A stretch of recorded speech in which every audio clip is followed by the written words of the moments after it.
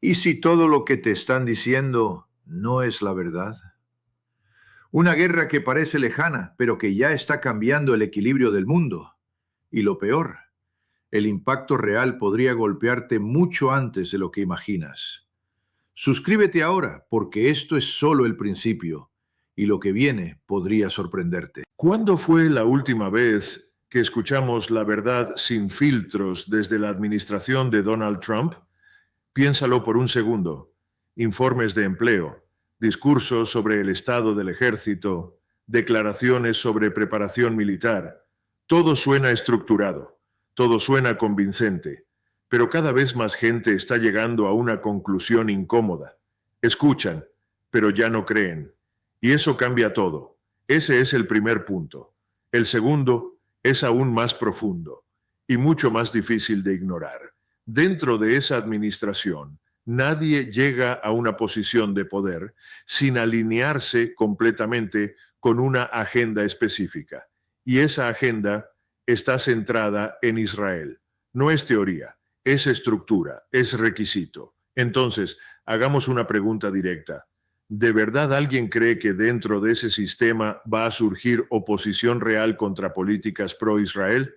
No, no va a pasar, porque lo que estamos viendo ahora mismo no es improvisación, es continuidad. Y esa continuidad nos lleva directamente al conflicto con Irán. Pero aquí es donde la narrativa oficial empieza a romperse, porque nos dicen que esta guerra busca estabilidad, seguridad, control energético, equilibrio global. Pero hay un problema enorme con esa historia. Todo eso ya existía antes de la guerra, sí, antes del conflicto. El flujo de petróleo funcionaba, las rutas estaban abiertas, el sistema global seguía operando. Entonces la pregunta clave es esta: ¿qué cambió realmente? La respuesta no es cómoda, pero es clara. La guerra creó el problema que ahora dicen querer solucionar. Es el clásico dilema del huevo y la gallina, pero en este caso nosotros fuimos primero. Y ahora el Golfo Pérsico se ha convertido en un punto de tensión permanente, un foco constante de riesgo, un detonador listo en cualquier momento. Y desde la perspectiva iraní, la situación es aún más directa.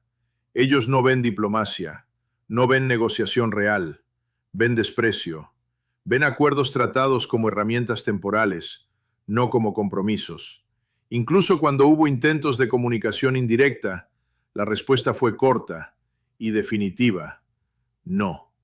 ¿Por qué? Porque para Irán esto no es política, es soberanía, es identidad, es supervivencia nacional. Aquí es donde todo cambia de nivel. Para Irán, esta guerra no es táctica, es existencial. Estamos hablando de una civilización con miles de años de historia, un estado que no se define solo por su gobierno, sino por su cultura, su legado, su continuidad, como India, como Turquía, estados que han sobrevivido imperios, invasiones, colapsos.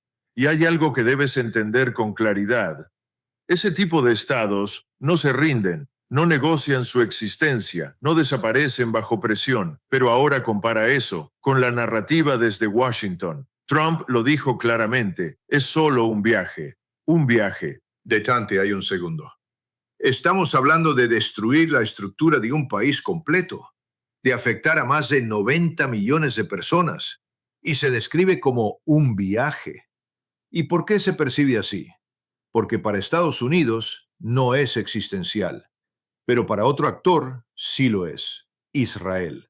Y aquí está el núcleo del problema. Este conflicto no se está tratando como una cuestión de supervivencia estadounidense, sino como una extensión de una estrategia externa.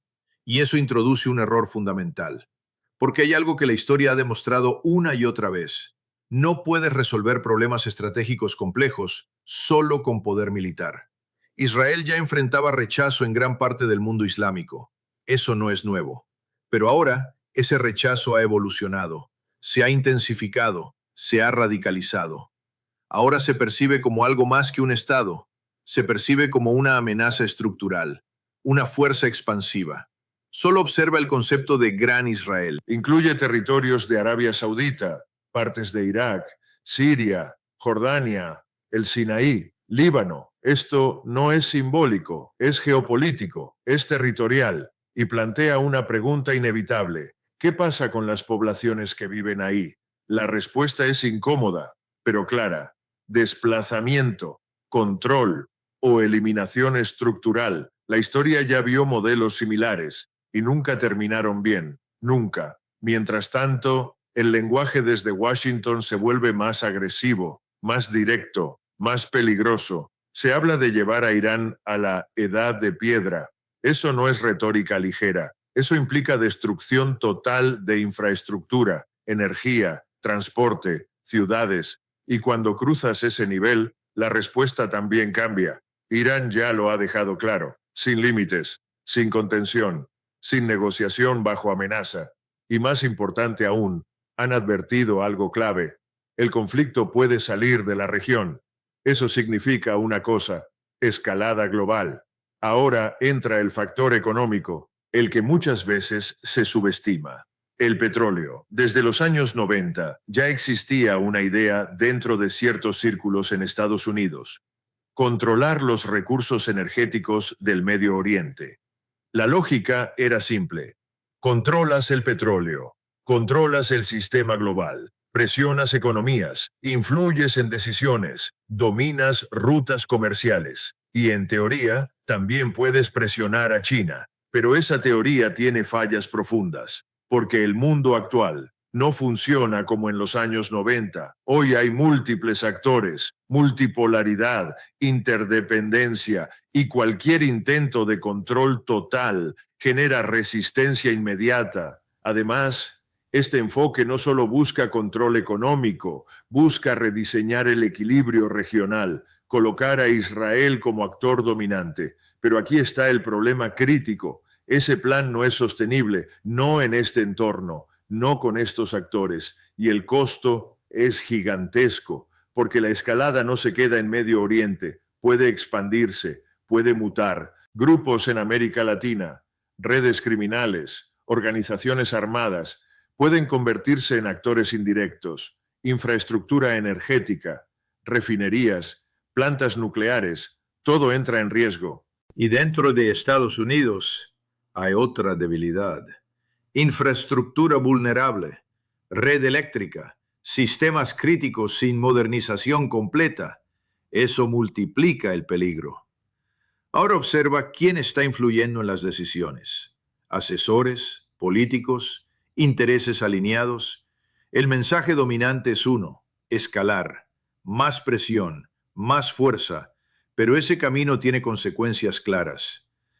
Si se empuja hacia una guerra total, se abre una puerta peligrosa. Respuesta nuclear, no inmediata, pero posible, y eso redefine todo.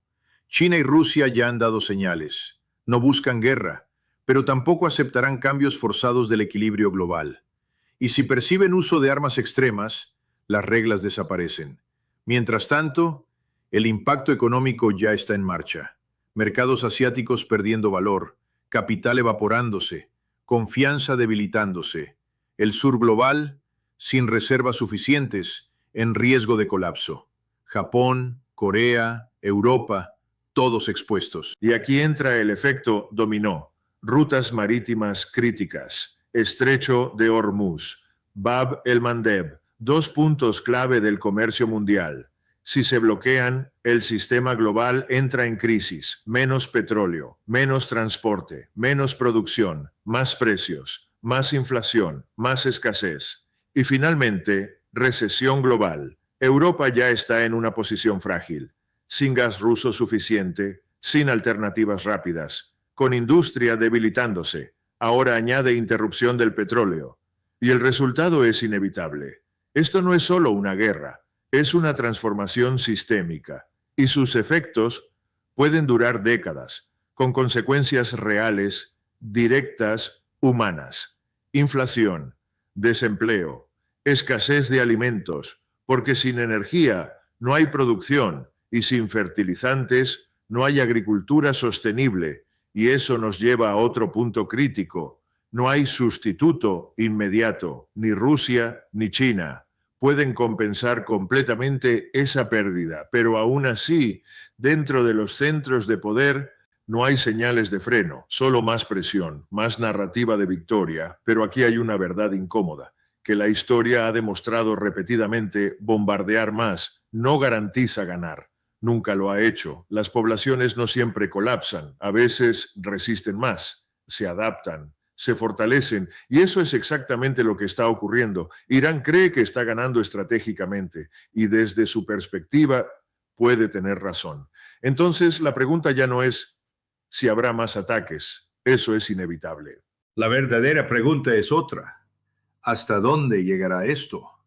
Porque una vez que entras en una trampa de escalada, cada paso cuesta más y retroceder se vuelve casi imposible.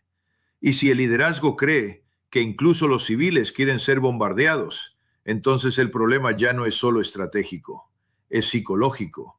Y ese tipo de desconexión es lo que precede a los mayores errores históricos. Ahora todo converge en un solo punto, una decisión, un momento, un posible punto de no retorno. La pregunta final no es quién gana hoy, es quién pagará el precio mañana.